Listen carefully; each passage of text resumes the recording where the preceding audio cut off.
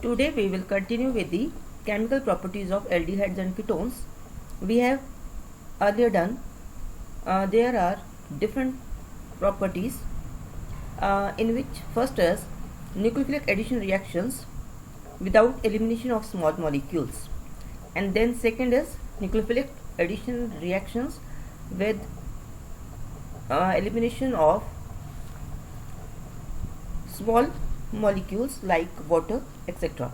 So first we will start with nucleophilic addition reactions in which no elimination of small molecules takes place. In this we have addition of HCl, then addition of sodium bisulfite, and then addition of Grignard reagent RMGX, then the addition of alcohol in the presence of dry HCl gas.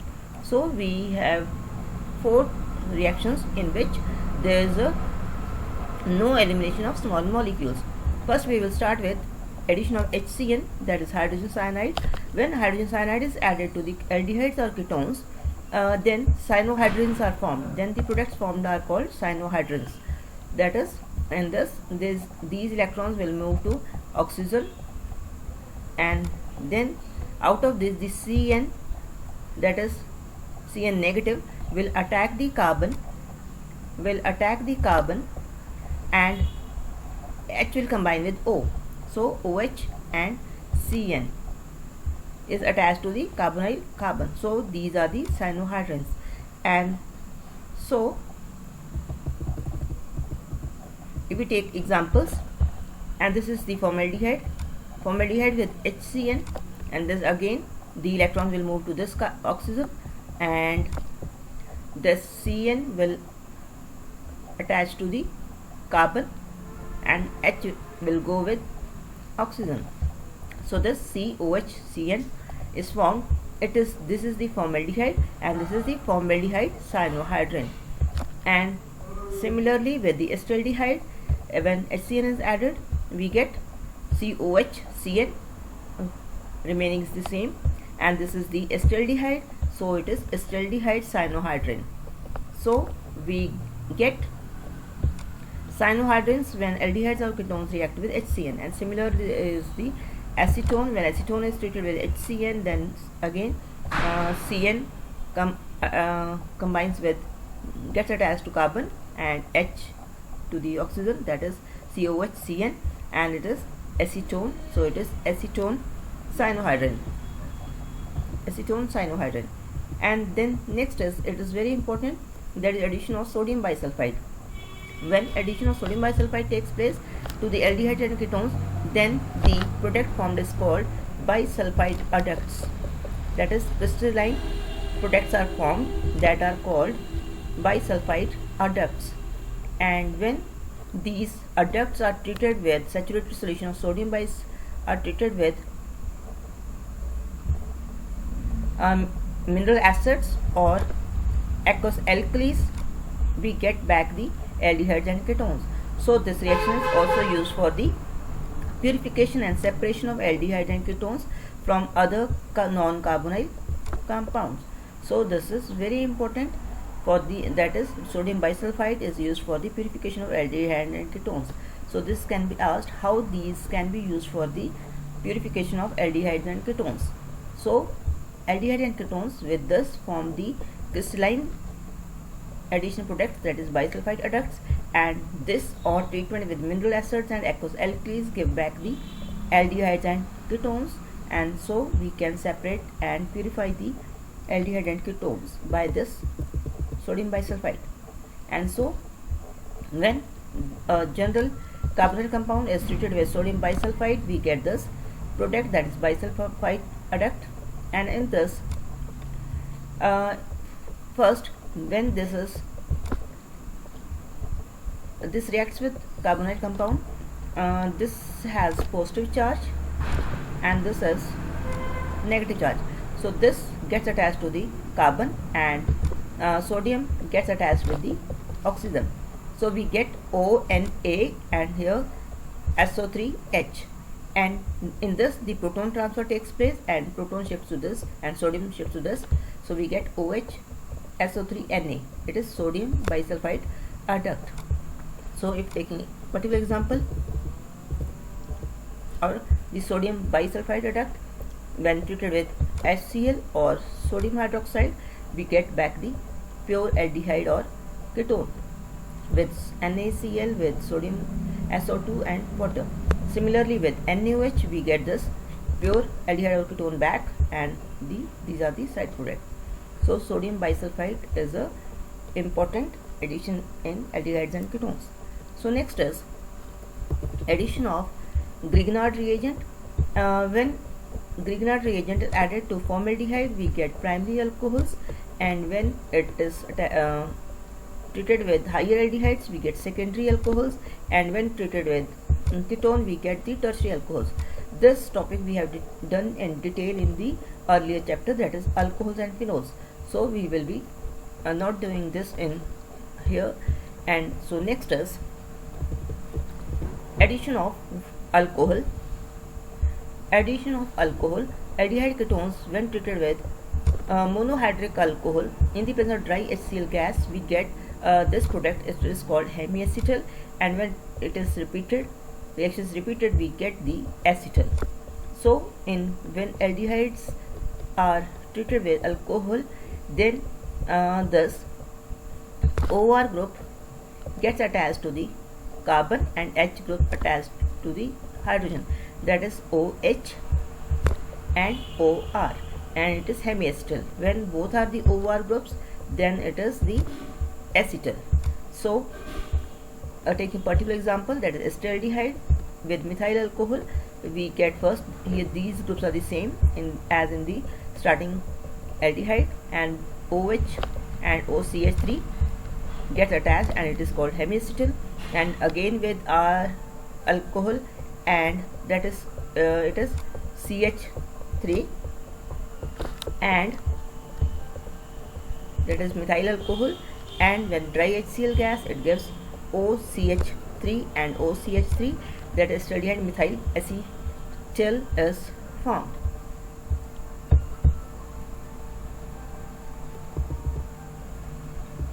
And so next is ketones.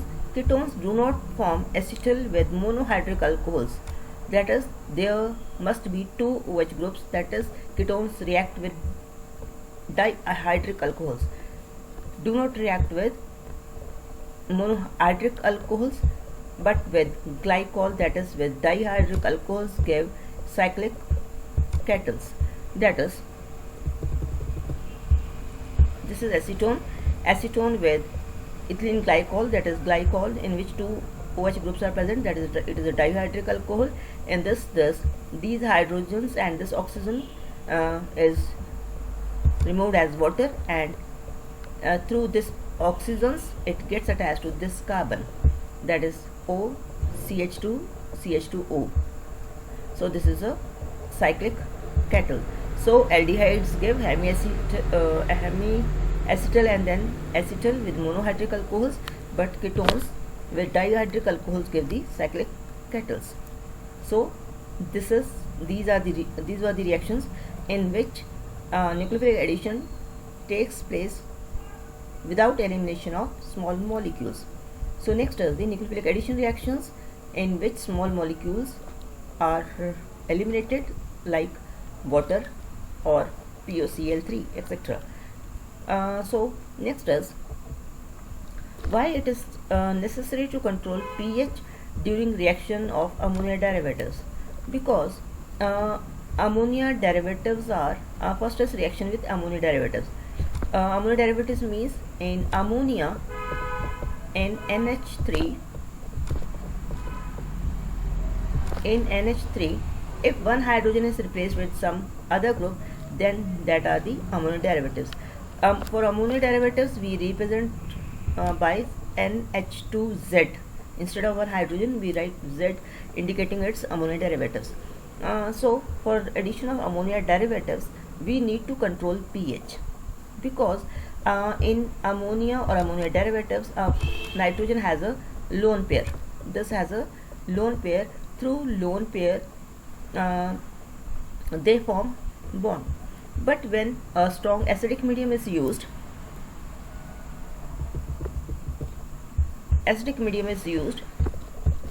NH2Z, that is one hydrogen is replaced with Z, indicating its ammonia derivative.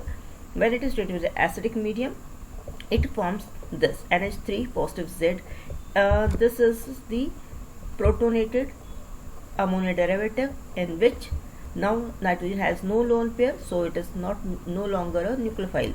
So it's not a nucleophile. Here should be I. So it's not a nucleophile, so it cannot attack or react with aldehydes and ketones. So the control of medium is necessary. The medium should not be highly acidic, because in the medium is highly acidic, then ammonia derivative, being basic in nature, may form their respective ammonium salts, which cannot act as nucleophiles because each of unshared electron pair, because of lack of unshared electron pair, due to which pH must be between this and this. So pH must be controlled, otherwise it forms these ammonium salts, which are no longer the nucleophiles, because it has no electrons, it has now positive charge, so it has lack of electrons.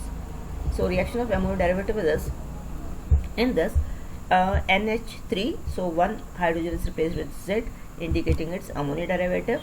Now when in this we have written hydrogen in the front, because this is always removed in reacting with ammonia derivatives, water, and other group is attached as such to the carbon double bond and Z, and this is the amines are formed.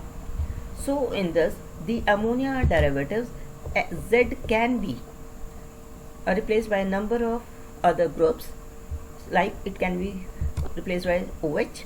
If it is OH, that is NH2OH, then it is hydroxylamine, and when it is replaced with NH2, then we get hydrazine, and similarly when it is replaced with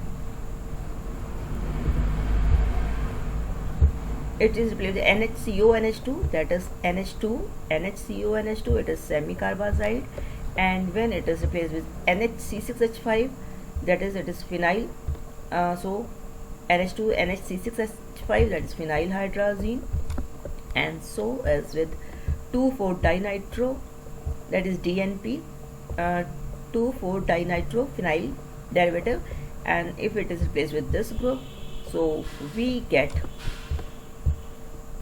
a 2,4-dinitrophenyl hydrazine, that is NH2 is already present. In the place of Z we have this group DNP.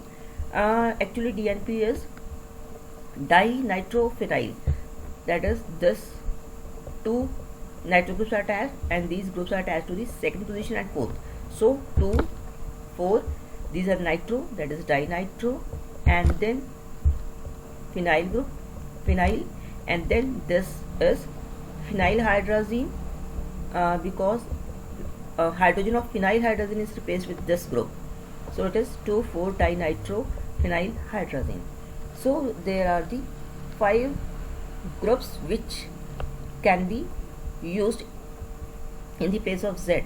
So there are 5 derivatives, and in these derivatives, as we have seen, if OH hydroxylamine, if NH2 hydrazine, if this group semicarbazide, and so on.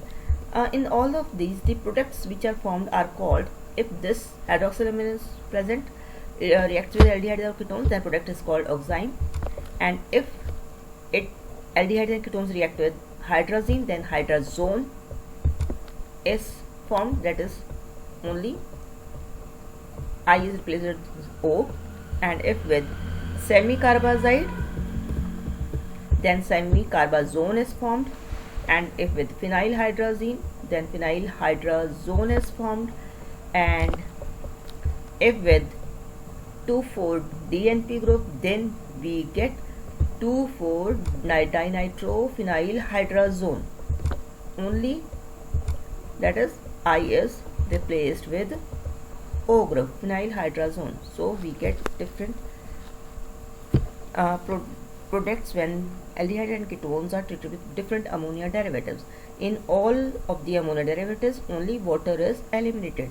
So if we take up examples, so if suppose aldehyde reacts with hydroxylamine, then we have to write reaction. This is acetaldehyde CH3CH double bond O with hydroxylamine. H2 is written in the front, so we can show water easily. So water is removed, and other group is double bond NOH. Double bond NOH, that is, it is acetaldehyde, so it is acetaldooxime, because with hydroxylamine products are called oximes, so it is acetaldooxime. And then similarly with acetaldehyde is treated with hydrazine, that is NH2NH2. In this case, water is removed and other group NNH2 will be attached to double bond NNH2, and it is acetaldehyde, so it is acetaldehyde, and this is hydrazone, acetaldehyde hydrazone. And so next is acetone reacts with, if acetone reacts with hydroxylamine and with semi-carbazide, we can also write reaction for this, that is acetone with hydroxylamine, we get this water is simply removed, other is C double bond NOH, C double bond NOH, and it is acetone, so it is acetooxime.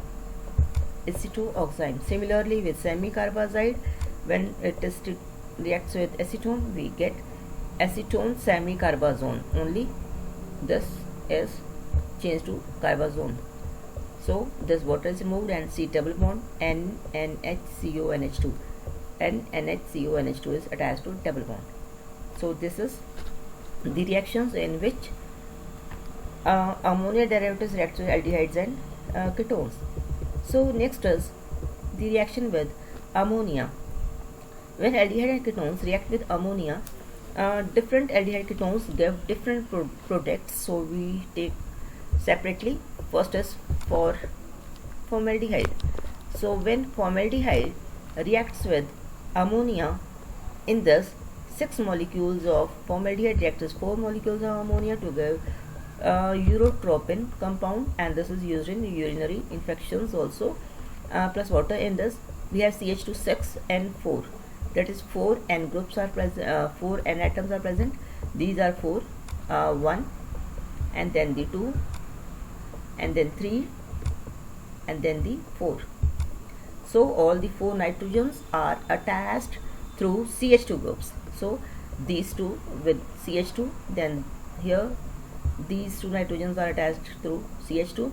Similarly, these 2 nitrogens are attached by this group, and this left and right nitrogen are attached by this CH2 group, and then this 2 nitrogen are attached through this group, and so this nitrogens are attached through this CH2 group.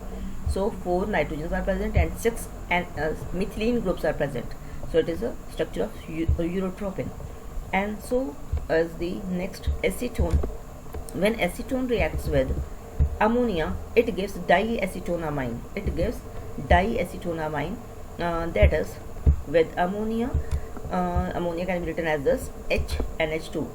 Now to the one side H is attached, to the other side NH2, that is OH, and when electrons will move to this, so NH2 group attached to carbon and H2O, so NH2 and OH.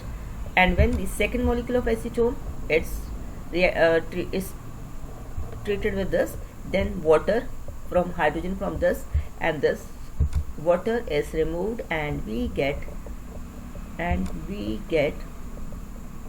this whole group is attached to this carbon, that is CH2COCH3.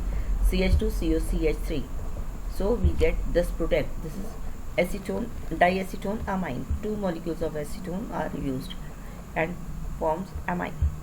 So next is, when aldehyde and ketones react with primary amines, then the products are which are formed are called Skeps bases.